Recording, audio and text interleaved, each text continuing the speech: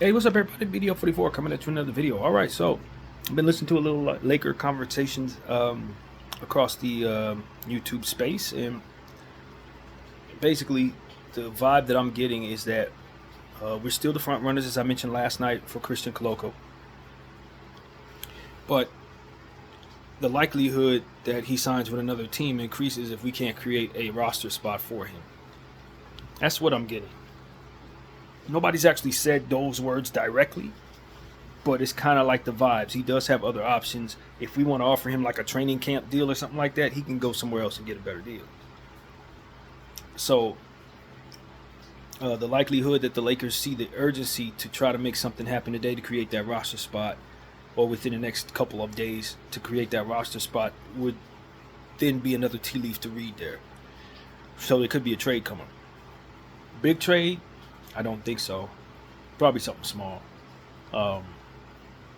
Cam Reddish, Jackson Hayes type of move. Sending them somewhere for like a second round pick or cash considerations just to create the roster spot. Now my thing is, and I think it's going to be your thing too when you consider it, we could do that for Coloco, but we couldn't do that for Gary Trent. Now obviously in my opinion we need a big more than we need what Gary brings to the table, but that ain't the point. It's a better asset. He was ready to come here. We couldn't do that then. And I leave a question open there because I really don't know. Maybe the answer is no. I know the Lakers just went through a process over the last week and a half where they picked up a guy on Exhibit 10 and waived him, and picked up another guy on Exhibit 10 and waived him. Did that create something that allows for something that could be possible today that wasn't before you did it? I still don't really know what that was, but I'd imagine it had something technical to do with your cap or your situation, because it was mighty bizarre. So that's why I thought it was some type of loophole or something we figured out. Like, yo, if we do this twice, then maybe it shaves something else a certain way, and then maybe we can move some stuff around, and now we can make a trade. I don't know, but that's another tea leaf for me to read there. So, nothing's changed in regards to my point of view. Last night, I gave you a nice small breakdown of my understanding of Christian Coloco. The odds of the Lakers signing him, I don't know what they are. But see, my problem is, and I think a lot of people may feel this way too, is that we've been let down so much on big moves, small moves, coaching moves. We kind of had so many different things show optimism that ultimately gets pulled out from under us. It's happened a lot lately, more so than one would expect. And so as we sit here waiting for the news of Christian Coloco, I'm almost pessimistic to say that I would expect that to happen again, more so than I would actually expect to get the player. I just think desperation is such a deterrent when trying to find flexibility in the NBA. And I think that we're in a space of desperation for a big man. I think we're in a space of desperation for a trade to improve our roster dramatically. And I just think that there's a good chance that because you're in this space, the rest of the league is doing everything it can to keep you in that space rather than providing you an opportunity to get out of it. Especially since we know the Lakers, there's a lot of resentment for us as a franchise across the league, and I don't think anybody's trying to do us any favors to try to help us get our next championship. So, the likelihood that we get what we need out of a situation without giving up too much is not very good, even in a smaller deal. And because we've mortgaged away a lot of picks, including a lot of second rounders that many people have forgotten we've given away for Rui Hachimura, I think we gave away like 4 future first rounders or 5 of them, which I didn't have a problem with at all. But now that I look at where we're at and I see the flexibility issues we have, it would have been great to have a couple of those. So this is the issue. And then you got the players on your team that maybe don't have great value at this point, making up a good portion of your roster, unfortunately. So it's kind of hard to make moves. People want futures. People don't really care for these players. You're not going to do you any favors. And so that's really what it is. It's a really tough spot, and we talked about that a lot over the last couple of days. And I'm just not ready to pencil Christian Coloco in as a Laker just yet. I'm not ready to do that. I hope it happens. It looked like it could happen, but it seems like there's a few steps in the way, and you know that's what it is. But he is available to sign with the team right now, from what I understand. Medically, he still has some hurdles to overcome in regards to testing or something like that, physical testing to get him back on the court. But basically, he's passed all his medical testing, and is cleared. So that's what it is, man. I don't know what the Lakers are going to do, but I'll tell you this. I don't think it makes a whole lot of sense to move a big to bring in a big. I don't think so. You probably want to hold on to Jackson Hayes or Colin Castleton, and then bring Coloco in to provide depth. Because at the end of the day, it's not that we needed a different big. We just need more bigs. We just don't have enough of them. That's what it really comes down to. So it's not about necessarily upgrading the position, but more so strengthening it with more players at it. So that's my point of view, man. I think the Lakers. I heard that there's a possibility they can move Max Lewis. He may be a more desirable piece around the league than Cam Reddish and Jackson Hayes would be. I think he's a more cost-effective upside piece than some of the other guys like Gabe Vincent, it's gonna take a little bit to make that happen. I don't think anybody's looking for Gabe at this point. So, like for me, in a perfect world, that's probably who we're moving. We're probably moving Gabe Vincent. You're probably moving Cam Reddish. In my world, and you're bringing back 2 roster spots and maybe like some second rounders or something. But that's just not the price of those players at this point. They're not worth that. And then you're moving Gabe Vincent. It's a salary match situation, so you're probably bringing back something else at $15 million. So I don't know if it's an addition by subtraction situation. I don't think we're a talented enough team to even say that, but we do need to upgrade in some key areas. Getting a real, actual point guard would be a great idea. I don't know who that would be. Some of the guys that come to mind are not ideal in my head, but Jalen Hood-Schifino's, the likelihood he's going to be ready is very slim. D'Angelo Russell, the likelihood that he's going to be moving on at some point is pretty decent. And then the rest of the players you have playing at that position more or less are not best to play it. Gabe Vincent's not a point guard. Austin Reeves wants to be a point guard, but he's not a natural point guard. LeBron James obviously is a fantastic point guard, but you actually don't want him playing that position ever. You don't really have one. I was listening to DTLF talk about Gabe Vincent would be who he thought would step in and play the point guard position. I think Gabe Vincent is a nice rhythm passer. I think he's shown some good point of attack defensive skills, so he could probably guard some point guards. But on the offensive end, his three-point shooting was so bad, I don't know if that's going to improve. And I don't really peg him as a ball-handling point guard that's going to set people up. That's not his game. I've always likened him to a player like Avery Bradley. You don't want Avery Bradley playing the point. You like him on the floor for sure, but he has to be on the floor with a point guard. That's Gabe Vincent for me. Now, can you get away with playing him at the point guard? He's a gamer. He's gonna go out there and do well, but that's not your answer at point. He's not a facilitator, man. He's not particularly great floor spacer. He's not somebody that you would expect is going to make others better on the basketball floor. He's not, but he is a good rhythm passer from around the perimeter. I did pay attention to that. I thought he was actually impressive in that way. So you can get away with it, but you can probably serve yourself a lot more so if you invest in a real point guard, someone that does those things. That's really what I want the Lakers to do is move on from some pieces that ultimately make up the worst of us and bring us back some key quality pieces that can do specific things and are not so much hybrids that we're kind of like asking guys to do things that they would probably do as a second or third option for themselves. You know what I mean? That's what it is. We got too much of that going on top of our one-way issues. And there's a lot of frustration in my head right now as I think about the way this thing is set up. I haven't given enough thought in this moment as to how we acquired each player that we have. But as I've said many times, when you look at the sum of what they are together around LeBron and AD, it is a bit frustrating considering it just doesn't necessarily come together to look very good. And so that's what it is. We have to get better.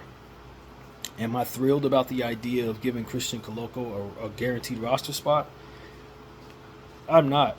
But I think we need a center bad enough to make it happen anyway.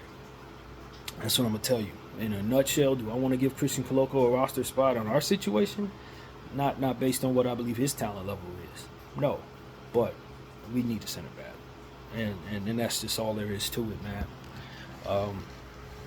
In a nutshell, if you don't get one, you could potentially have Anthony Davis unhappy with you, and that's not going to be good enough, to say the least. So, what do? You know what I mean? You bite the bullet, maybe move on from Cam Reddish if possible, and then bring Christian Koloko in to stop the bleeding on that situation. I don't think, and I could be wrong, but I don't think we're going to miss Cam Reddish at all, especially since I have reasons to believe that because he doesn't shoot the ball very well, that he may not make the rotation anyway.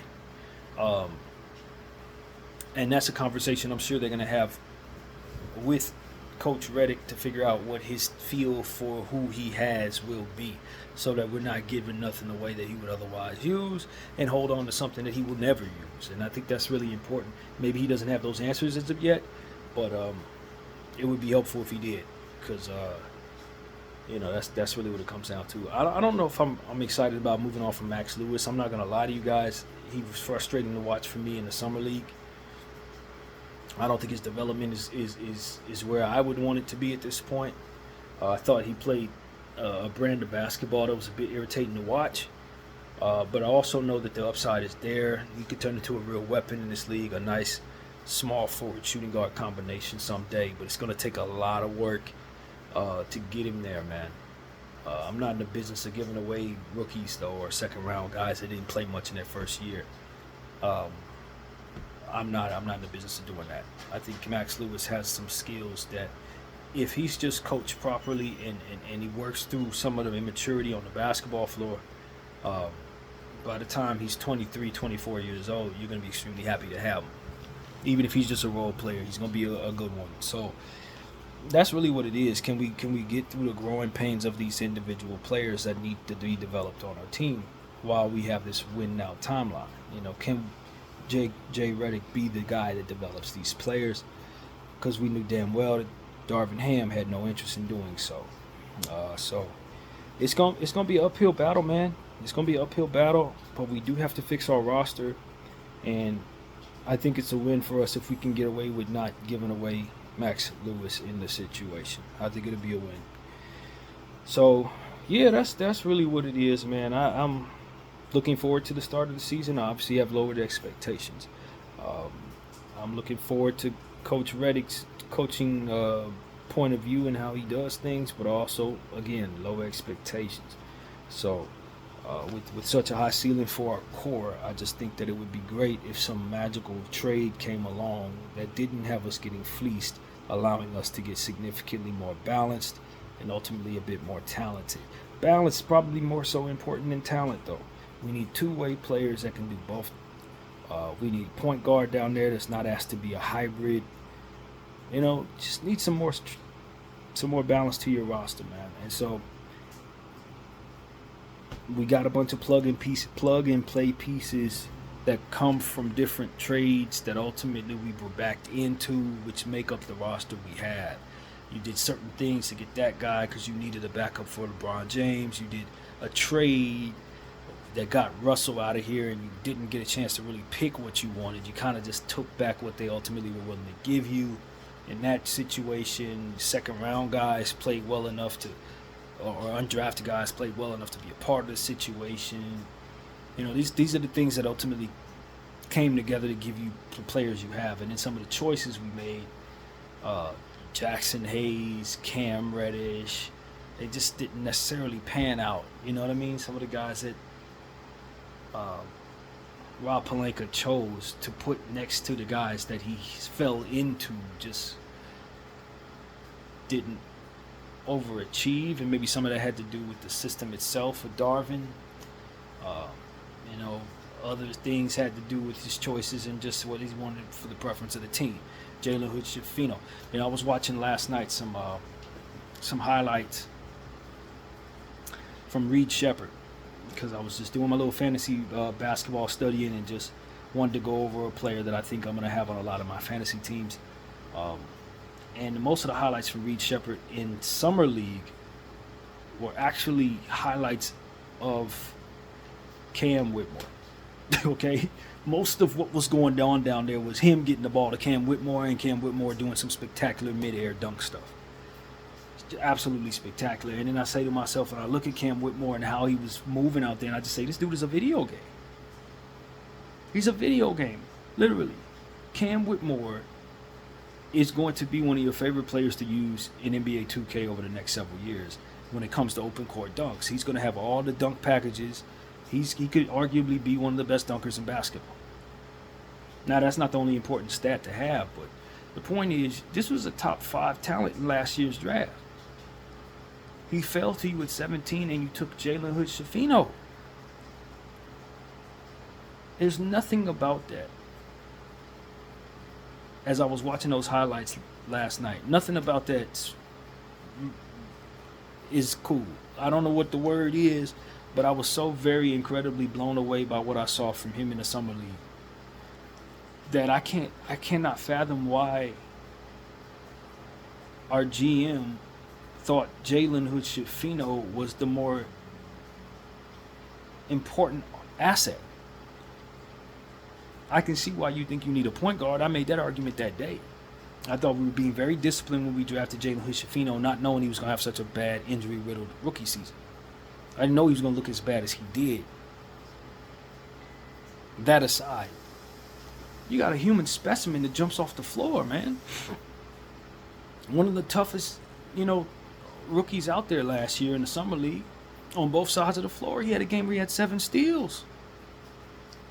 I don't think he had the most healthy season either. Cam didn't. But a lot of that had to do with them being able to rest him because they had so much depth at his position with young players that also were fighting for position, for minutes. So if he had a rolled ankle, he could sit for a month because there was no urgency to bring him back. If y'all go watch some of those highlights that I saw, and you see how that young fella gets off the ground, and you see what type of an athletic specimen he is, going to be a top 10 athlete in the NBA very soon if he isn't already. Tell me why anybody would take Jalen Hood-Schifino over him in real life, bro. In real life. Now, if this is some fantasy world where you something else is going on, or you have a specific absolute need for a point guard and you just love Jalen Hood-Schifino's game, you probably still ain't taking him over Cam Whitmore. You're probably not going to do that. Not after looking at what I just saw. Not after looking at his highlights in college. No.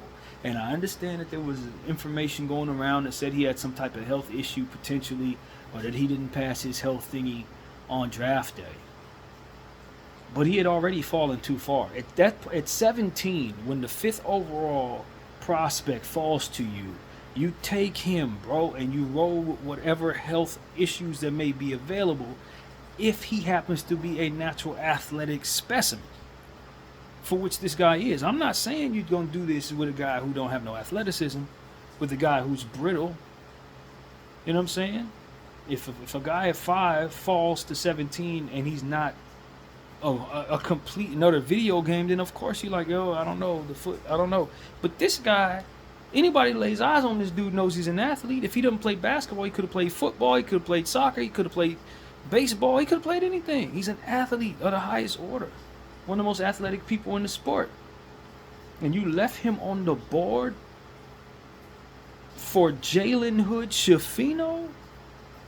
There was nothing in Jalen's highlights, and I've watched a lot of Jalen highlights. There's nothing in Jalen's highlights that would allow you, off of the eye test, to believe he's in the same space as Cam Whitmore. It's 2 different tiers of player.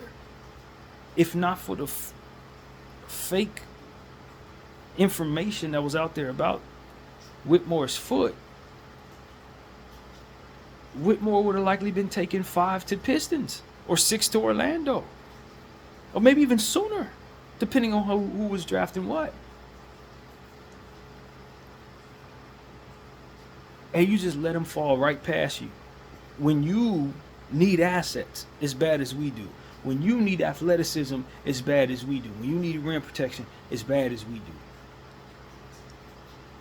I'm not over that, man. I'm just gonna be honest with you. As a Laker fan, I'm having a hard time with that. Watching his highlights last night made me angry about that all over again, man. And then I look at other decisions that our GM has made for specific players that he's chosen, and I just say he don't really have the greatest eye for this kind of thing, man. He just doesn't. That's what this is proving. For all that's going wrong with our GMing situation, he really does have an affinity for guys that aren't really all that athletic and will leave a Jaguar on the board. He will leave a athletic specimen on the board for a layup merchant. Like, no, bro. No. I know we all have preferences for what we think is working on the basketball floor, for what we think comes together to make a good basketball team, bro. I know we all believe that some people like this, some people like preference on that, some people prefer shooting, some people prefer tall dudes with length. Everybody has their own cup of tea. But I've been watching this game my whole life, bro. There's no way on God's green earth I'm leaving a Sean Kemp, LeBron-ish type athlete on the board for a layup merchant, unless he's Jason Kidd, bro. He has to be Jason-ish, Kidd-ish type thing in order for me to think that makes any damn sense at all, bro. He has to be Steve Nash, bro, for me to want to take him over a natural-born, God-given athlete. I just don't understand this, y'all. And I know it's been 2 years. But like I said, I watched some highlights last night, and I'm just sitting there like, this dude is getting off the floor like an animal, man. What were we thinking? BDL 44, I thank y'all for watching. I'm out.